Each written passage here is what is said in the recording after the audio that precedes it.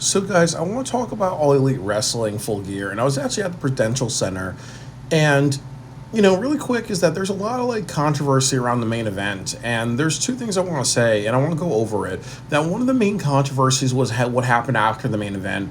You saw Christian Cage come out, then you saw like Jay White attack Jay White come out as well. Then you saw Adam Page come out as well. Then Darby Allin comes out. So the sequence is this is what happens that the Moxley faction beats down Orange Cassidy. Will Yuta pours chemical on Orange Cassidy's wounds, and then after that, Christian Cage comes down. No, after that, Adam Page comes down, beats down Moxley, and then it's revealed that he's doing that because he got paid off by Christian Cage, and then Jay White beats up Christian Cage because he doesn't like Adam Page. So in a way, Christian Cage is unsuccessful, and then it ends with Darby Allin crashing the car in the parking lot, crashing the Moxley truck in the parking lot, and then he's going crazy and whatever, really, So I do want to break it down to you that, first of all, quite honestly, as we all know, Orange Cassidy is not a wrestler that should ever be competing for the World Heavyweight title. He is a bad champion. And I think that, honestly, he should never, ever be in that spot. The only way Orange Cassidy is ever a credible champion is if he changes his character.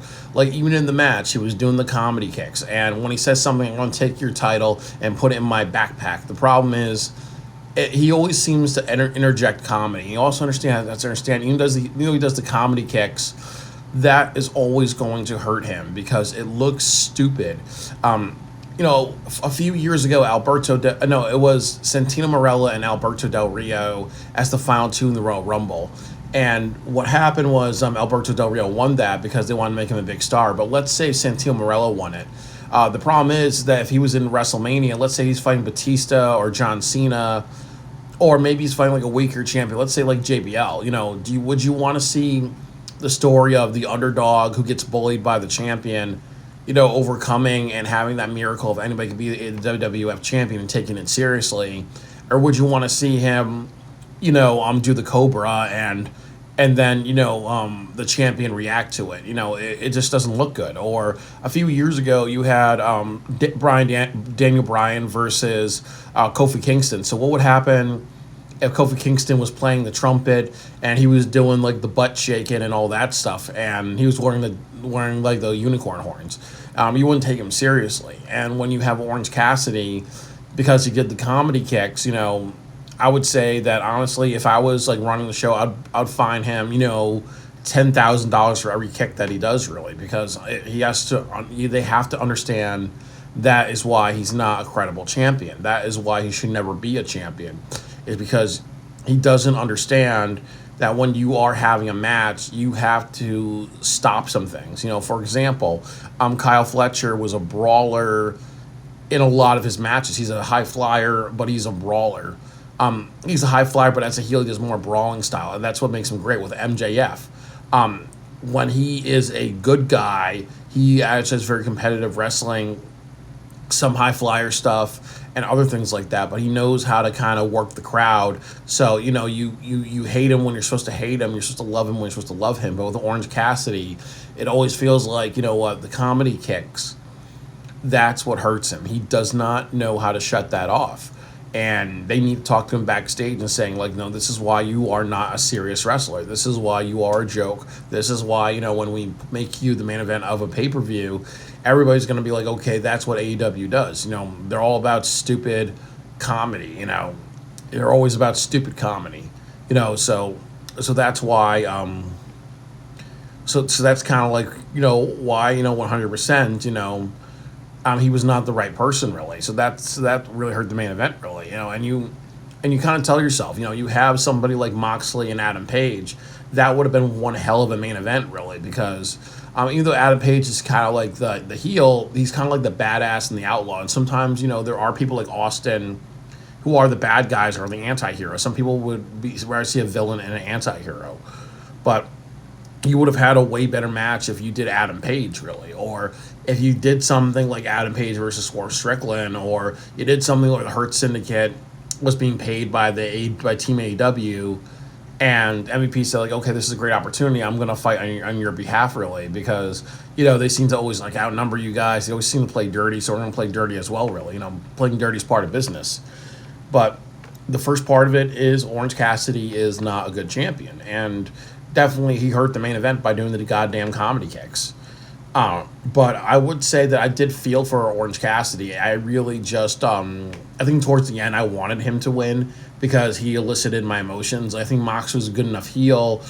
He's seen a lot of good spots, really, but that's really it. And then I also wanted to break this down to you guys. I think that what AEW may be doing for World's End, and maybe a fatal four-way. It could be, Jay White, Adam Page, Moxley, and Darby Allin. Or it could be a fatal five-way, and you throw in Orange Cassidy, or you can do a six-pack and put Christian Cage in it, or you can do something like what they did in TNA Wrestling. They had a fatal four-way, and then Hernandez put in his Money in the Bank contract, Feast or Fighter contract. They can be doing that, really. But the problem is that I'm a little worried because, as we know, AEW doesn't book...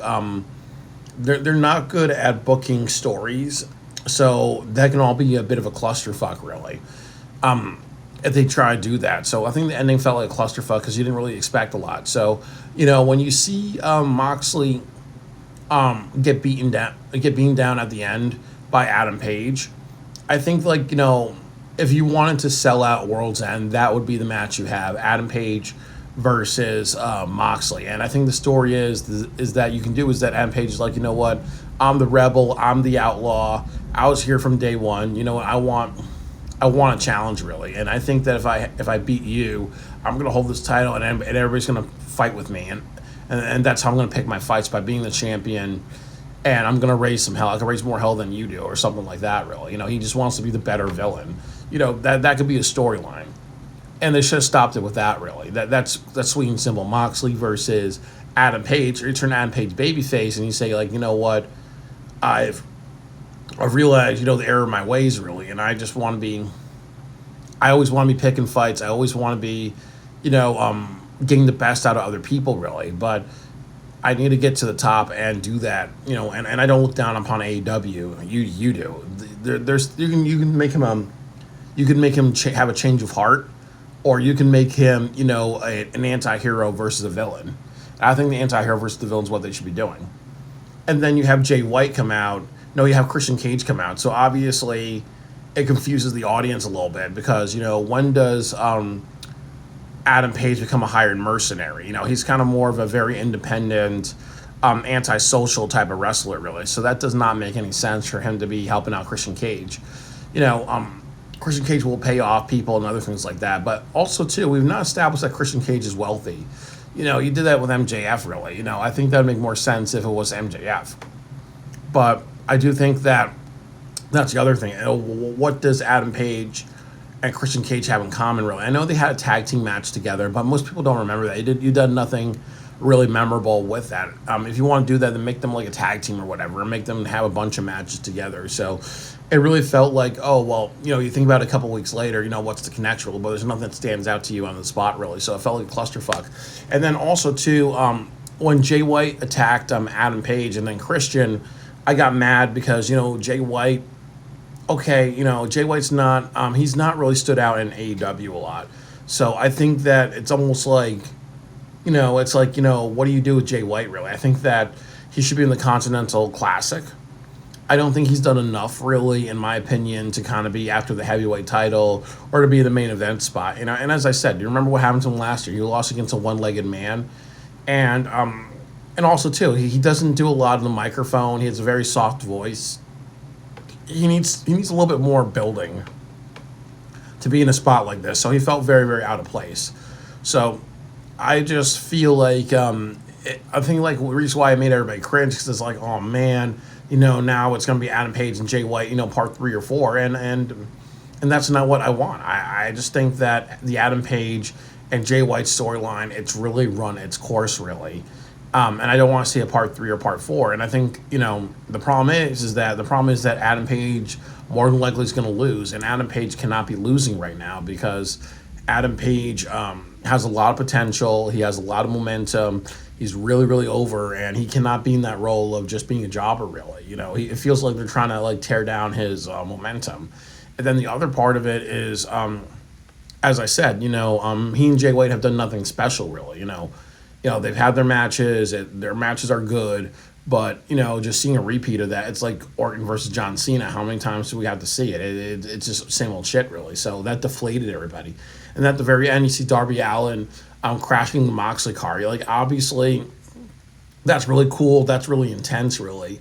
But it confused everybody as well, really, because I think like when you saw the skulls on the car, part of people thought that was Sting, part of people thought that was Edge, and part of people thought that was Darby Allin. So people didn't know who it was. And then the other thing too is that it kind of goes down to what people say about Darby Allin. I think that yes, he is reckless, and definitely you're going to draw two people. You're going to draw the people that say, okay, well, he's a badass. He's like a young Jeff Hardy. And then they're going to draw people who agree with what Cornette said about Darby Allin being a fucking moron. So I just think that, it's kind of a mess, really. And I also think that the other thing, too, is that if you want to book a Fatal 4-Way, there's a bunch of problems. I think the problem is that you have Darby Allin, and how are you going to do all that hardcore shit if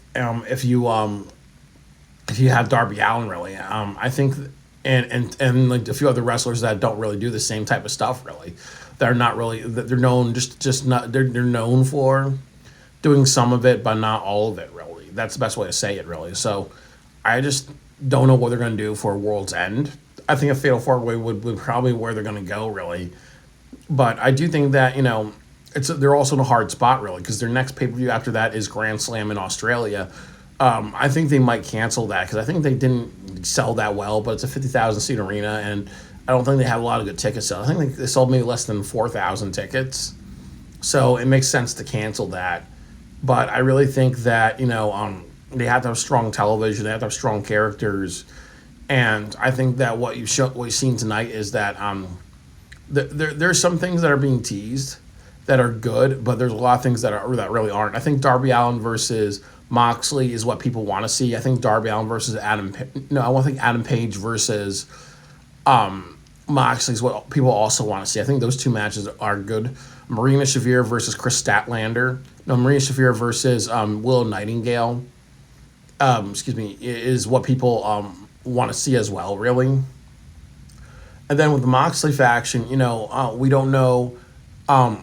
It seems like it's Darby Allin, but where's Briscoe and all those other people? I think that honestly, you could have set up as I said, a blood and guts match or something really, really intense, for World's End, really. So I think that's always like what I say with AEW. They have the ideas, and I think they also have to kind of have a person that's not Tony Khan above them to say, okay, I want all these ideas, but like maybe 1 or 2 days before the show, and we're going to talk about it. And then what we're also going to do is I'm going to look at it and say, does it make any sense? Where's the logic in this? And I'm going to submit my own like edits and all that, just to make sure it makes sense, really. Because I think like what translates a lot of people is a clusterfuck, but also just a lot of different feelings. I think that, as I said, once you had Jay White out there and you're like, who the fuck is Jay White? And Jay White always loses, and we don't want to see another Jay White and Adam Page type of thing. That's when you actually, killed your, that's actually deflated everybody. But I actually would say, too, that, you don't have, when you had Adam Page out there, it confused people. So, like I said, I think if you stuck with Moxley and Darby, that's where they should have gone, really. And then you could have done something like every single week. You could have had Darby take out a person of the Moxley faction, and he has other people taking those people out, really. The same way you saw like Bully Ray throw every member of the Dixie faction through a table just to get to Dixie, So there's sometimes there's just ideas that they should have, but they overcomplicate it or they interject way too many people. And sometimes that can be helpful to set up other storylines, and sometimes it can be a big clusterfuck, really, So, sometimes it comes off as TNA wrestling where they do overbooking, and sometimes it can come off as, WWE, where WWE has done some Fatal 4-Way matches, and triple threat matches that actually work, and sometimes they don't work. So it's definitely controversial. It'll be interesting to see what they do in the future.